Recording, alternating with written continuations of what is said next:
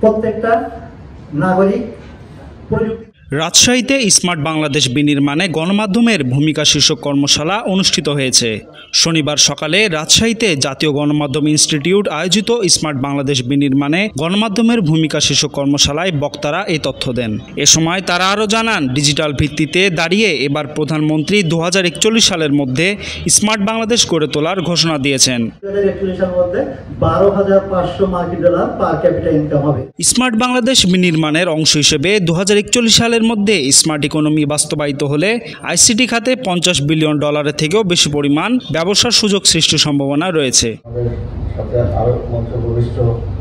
জাতীয় গণমাধ্যম ইনস্টিটিউটের পরিচালক প্রশাসন স্যার $12,500 আমাদের মাথা পিছু জিডিপি হবে এবং দারিদ্র মুক্ত, মানে আমাদের ধরা হচ্ছে দারিদ্র, চরম দারিদ্র যেটি, আর আমাদের দুটো দারিদ্র মানে লাইন আছে, হ্যাঁ, পভার্টি লাইন, তার মধ্যে চরম দারিদ্র, হতদরিদ্র যা তার সেটা 0%-এ নিয়ে আসা, এটা কিন্তু গভর্নমেন্টের টার্গেট, এবং দারিদ্রকে 3%-এর নিচে নিয়ে আসা।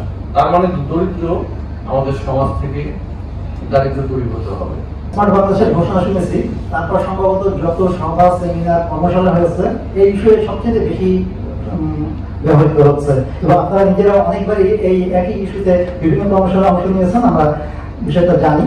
এরই ধারাবাহিকতায় smart citizen, smart economy, smart government ও স্মার্ট সোসাইটি এই 4টি মূল ভিত্তিতে নির্ধারণ করা হয়েছে। আর স্মার্ট বাংলাদেশ বিনির্মাণে এসব ভিত্তি অর্জনে গণমাধ্যম কর্মীদের বলিষ্ঠ ভূমিকা রাখার আহ্বান জানান বক্তারা। Desk report, tweet news.